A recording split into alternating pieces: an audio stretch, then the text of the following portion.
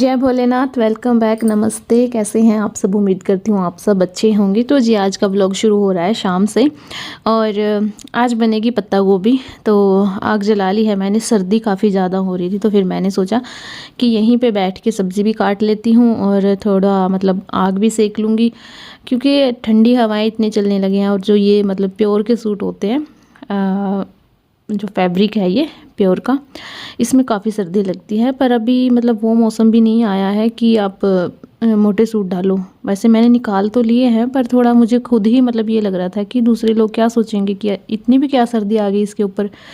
वैसे सर्दी इसमें भी काफ़ी लग रही थी अभी मुझे। और मैंने जो ये जैकेट है ये भी दूसरी डाल ली थी फुल स्लीव्स की, और इसमें भी अभी भी मुझे सर्दी लग रही थी। तो मैंने आग जला के इस चूल्हे के सामने बैठना ही ज़रूरी समझा, कि साथ ही साथ सर्दी भी भाग जाएगी और काम भी हो जाएगा। और यहाँ पे मैंने प्याज लहसुन सब कुछ छील लिया है और बस अभी सब्जियों को धो के अच्छे से अभी काटूंगी और साथ ही साथ इसका तड़का भी लगाऊंगी। और आ गई हूँ मैं। बट बीच में क्या हुआ, बच्चों की दादी जी थी जो वो उपले बना रही थी। जो रसोई है हमारी यहीं पे बाहर वाली, उसके ऊपर बनाते हैं, आपने देखा भी होगा। तो वहाँ पे वो उपले बना रही थी। तो उन्होंने बोला कि यहाँ पे कुछ जगह है जो भैंसों का गोबर पड़ा हुआ है, वो मुझे तुम यहाँ दे दो। तो फिर बीच में सब्ज़ी मैंने छोड़ी और फिर फटाफट से, जितना फटाफट इसमें दिख रहा है इतना फटाफट तो नहीं हुआ। तो बस मैंने 2-3 तसले थे वो उनको वहाँ पे रसोई के ऊपर, छत के ऊपर डाल दिए। वो वहाँ पे उनके उपले बना देंगी, कंडे बना देंगी। आप क्या बोलते हो, हर जगह इनका अलग अलग नाम है। उपले बोले जाते हैं, कंडे भी बोले जाते हैं। हमारे यहाँ पथुल्ली बोला जाता है, पाथी पथुल्ली। तो अपनी अपनी भाषा होती है। और सब्ज़ी बस कट गई है। आके फिर से मैंने सब्ज़ी कट करी। पहले मैंने प्याज अदरक लहसुन ये सब तैयार कर लिया, क्योंकि ये पकते रहेंगे साथ ही साथ सब्ज़ी पकती रहेगी। और पत्ता गोभी ऐसी है कि अगर आप एकदम काट के सारी डालो तो पतीली फुल हो जाती है। तो बस मैं धीरे धीरे काटती रहूँगी, तब तक पीछे वाली पक जाएगी और जो आगे कटेगी सब्ज़ी वो फिर पकती रहेगी। इसीलिए बस थोड़ा काम भी जल्दी हो जाएगा और थोड़ा इजी भी हो जाएगा, और साथ ही साथ सर्दी से भी मैं बच जाऊँगी। सबसे बड़ी बात ये है। तो चलिए बना लेती हूँ अभी मैं सब्ज़ी।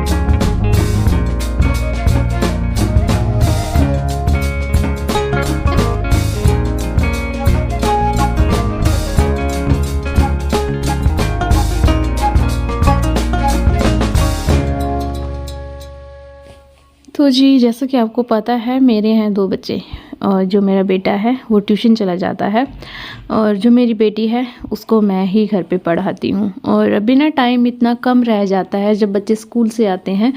गर्मियों में ये होता था कि चाय पीने के बाद हमारे पास 1-2 घंटा होता था, आराम से फ्री होता था, तो हम बच्चों को उसमें काम करवा देते थे। मैं करवा देती थी, मतलब बच्चों को, परव को काम, मेरी बेटी को।